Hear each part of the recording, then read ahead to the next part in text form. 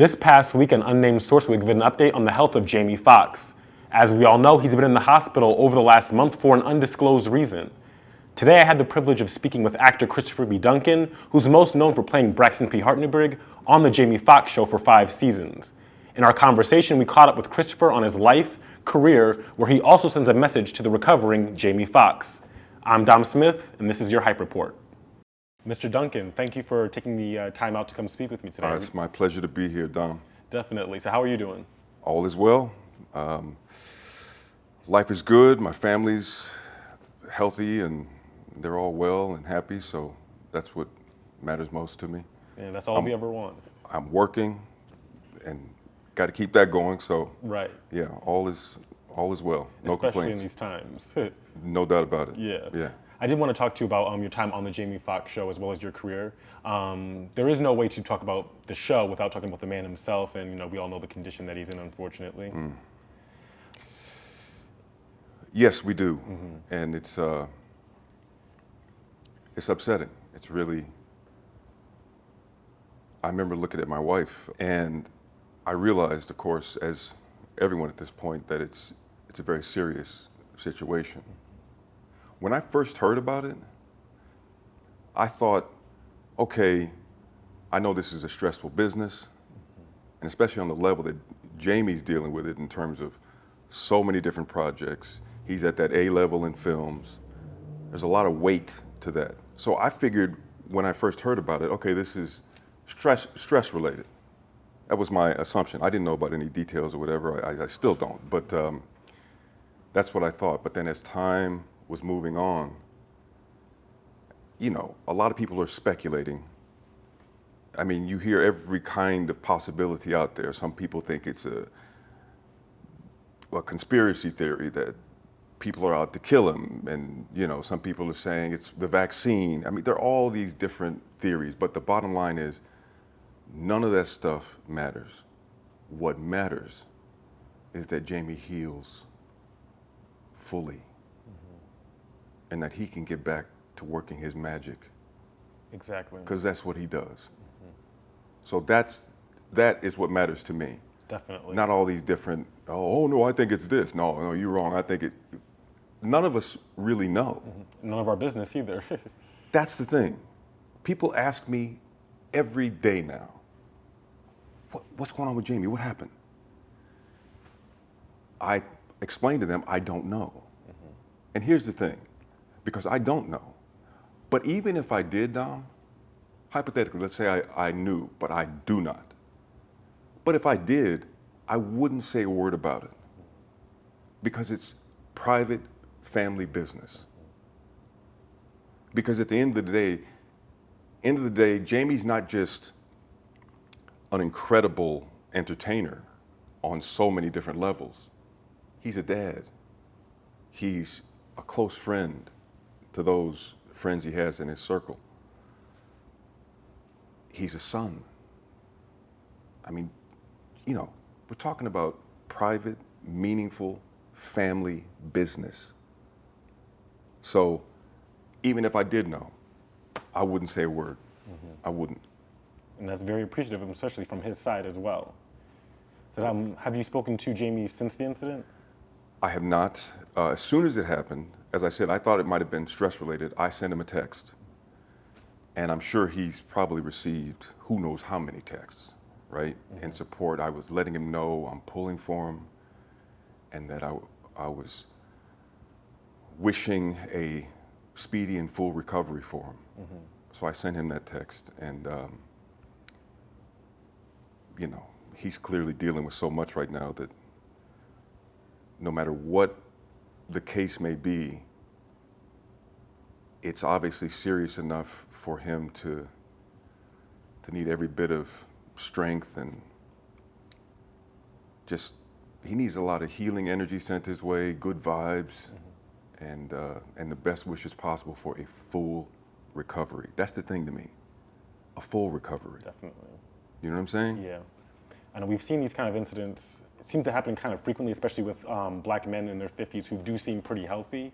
So it's kind of just odd that this is continuing. And also, you want to give people the grace of obviously let the family heal and give their time. But you did spend a lot of time with Jamie, on the Jamie Foxx show.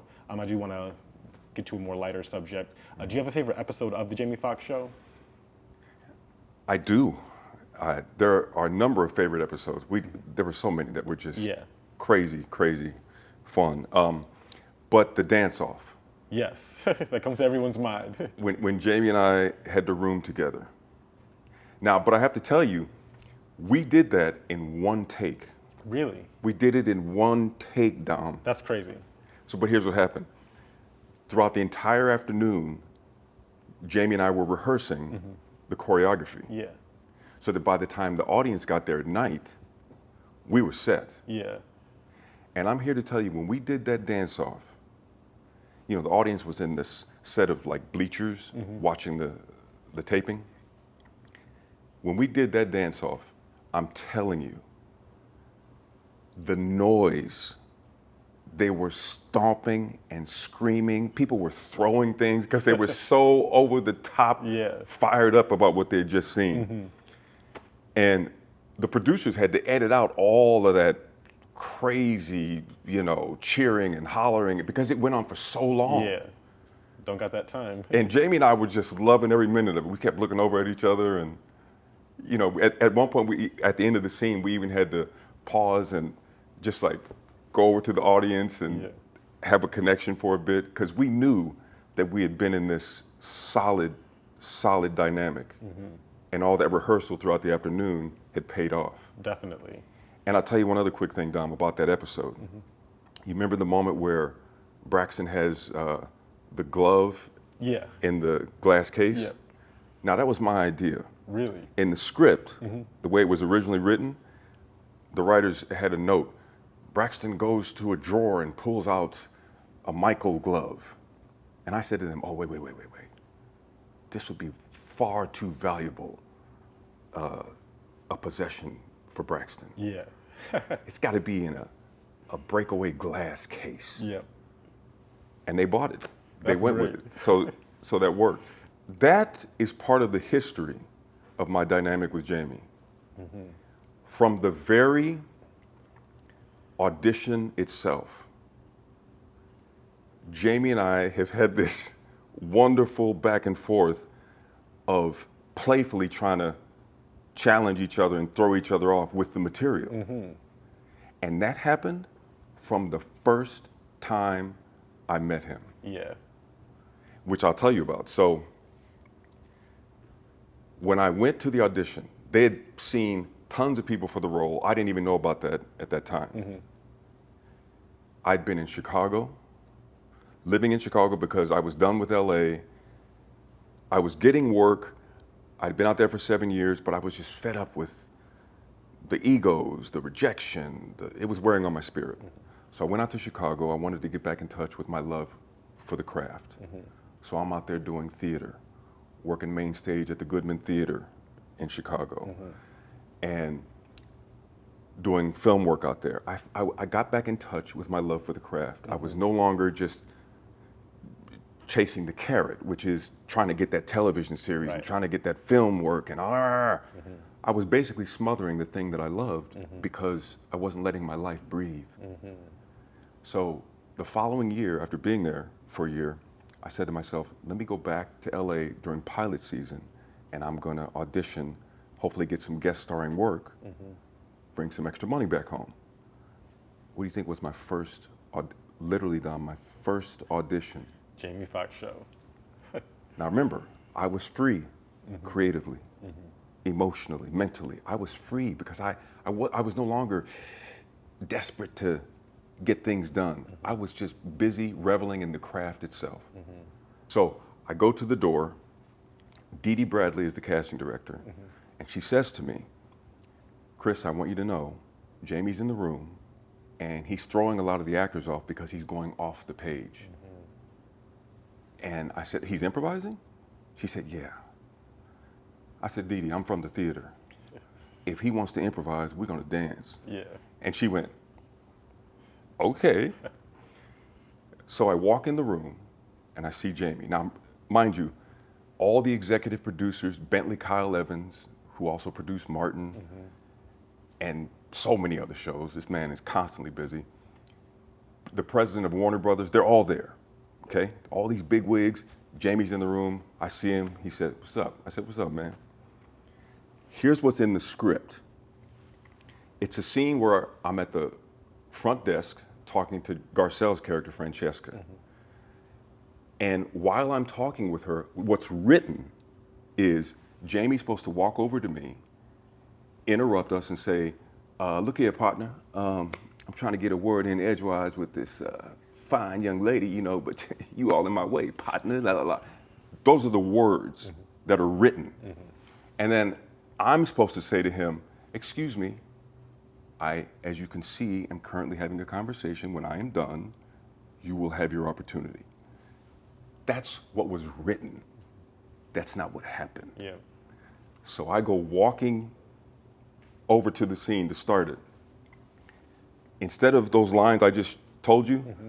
Jamie comes walking over and he's literally wiggling like this. And he said, "Look here, Brian Gumble. You all up in this babe's face, you know, partner, you in my way. I mean, I'm just trying to, you know, talk to her for a minute." He called me Brian Gumble. And I immediately said, "Excuse me, you rapscallion." And Jamie looked at me. I saw his eyes flinch. Like he was like, what did his brother just say? And after I said, "You rapscallion," I said, "I do not need your falderall and ballyhoo. I am speaking with this young lady, and I ask that you use your manners, and if you cannot use your manners, then I ask that you leave." Jamie Foxx, he was looking at me and he was utterly stunned. Yeah. He didn't know what to say. In the middle of the scene, he looks over at the producers in the room, in the middle of the scene, after I said those things. Yeah. He looks over at them and he goes, "This motherfucker." The whole room busted out. Yeah. I mean, they fell out. They couldn't stop laughing. Yeah. And Jamie was looking at me because he knew he was in for a challenge. He's just looking at me. And while they're laughing, I stayed in character. And I'm looking at him. And I said, "Well, are you going to use your manners?" And Jamie went, "Boy?" He's looking me up and down. "Boy?" He didn't know what to say. Right. Jamie Foxx was stumped.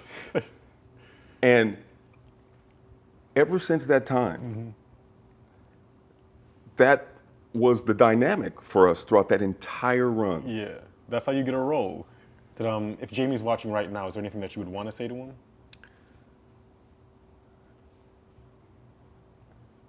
We need you. We need you, Brother Jamie.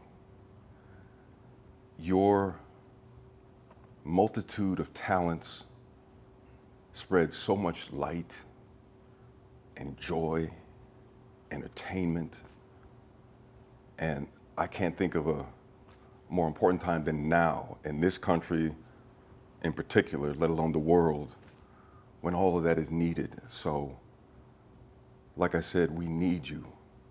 My wish for you is that you heal completely and that you're able to get back to working your magic and shining your incredible light. That's my wish for you, Jamie.